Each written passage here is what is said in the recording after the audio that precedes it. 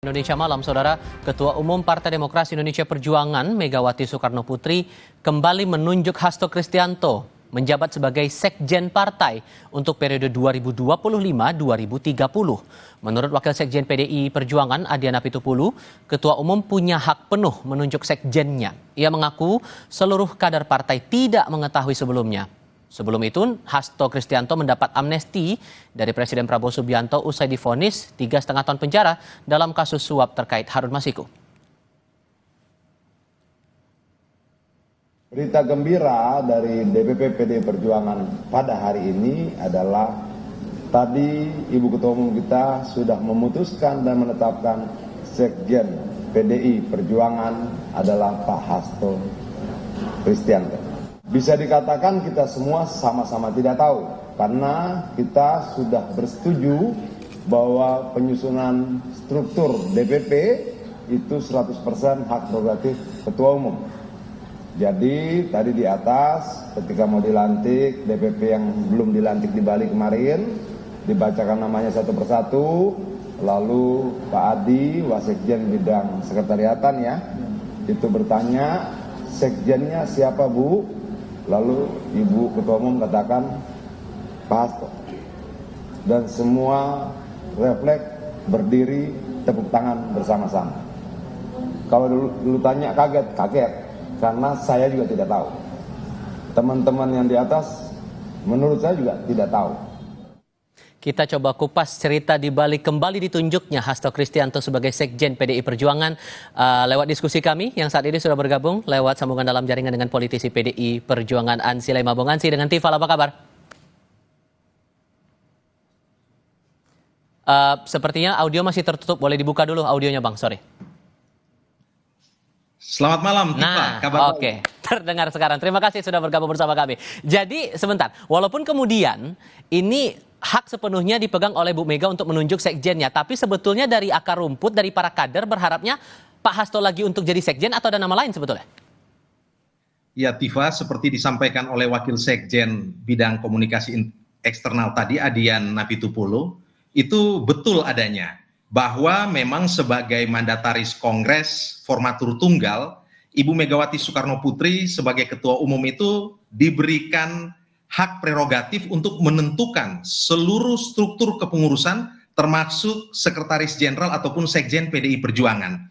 Dan itu merupakan keputusan yang sepenuhnya hanya diketahui oleh Ibu Megawati dan tidak saja kader ataupun juga pengurus di tingkat daerah dan sebagainya, bahkan pengurus DPP yang hadir pada saat siang tadi pun juga tidak mengetahui siapa sesungguhnya sekjen yang merupakan pilihan dari Ibu Megawati Soekarno Putri.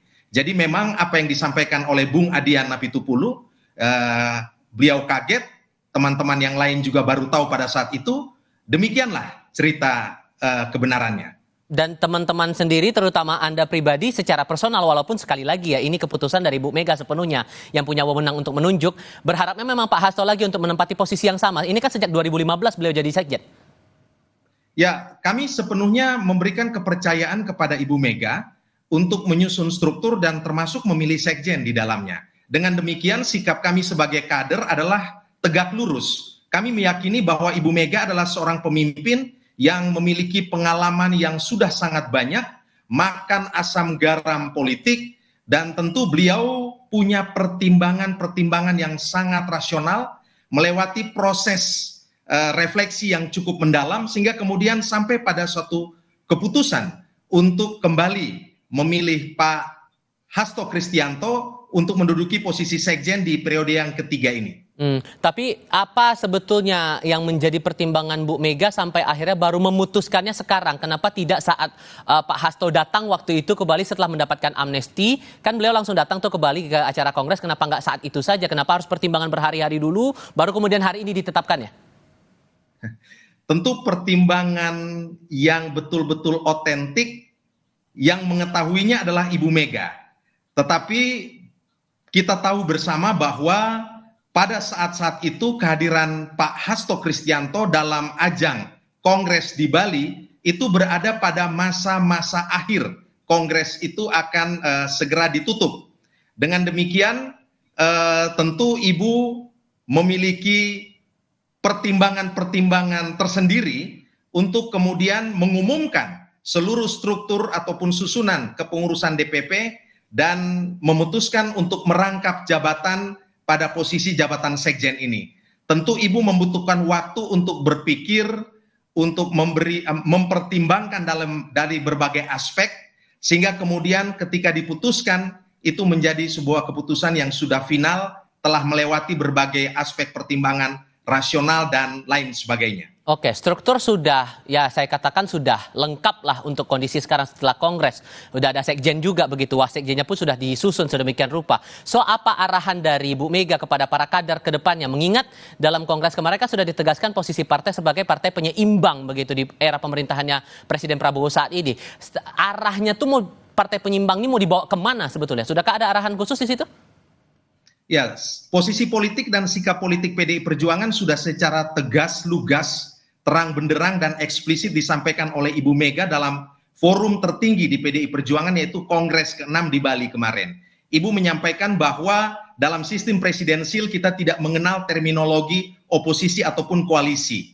Dan kita mengambil sikap sebagai partai penyeimbang. Apa itu partai penyeimbang? Partai penyeimbang itu adalah partai yang berada di luar kekuasaan pemerintahan, tetapi akan bersikap proporsional jika kebijakan dan juga program-program pemerintah itu sejalan dengan Pancasila, konstitusi, dan berorientasi untuk kesejahteraan dan keadilan masyarakat. Tentu PDI Perjuangan akan sepenuhnya memberikan dukungan kepada pemerintah yang dipimpin oleh Presiden Prabowo ini.